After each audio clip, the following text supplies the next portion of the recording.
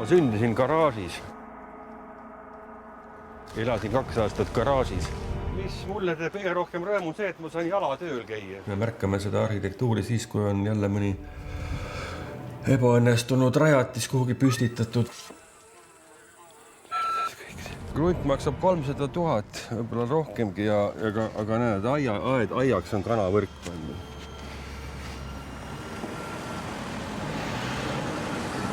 Noh, oligarhid läksid. Peaasi, et hea pidu tuleks.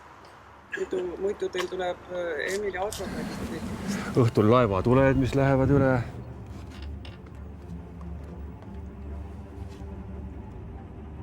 Mina olen Emil. Ma sündisin garaažis.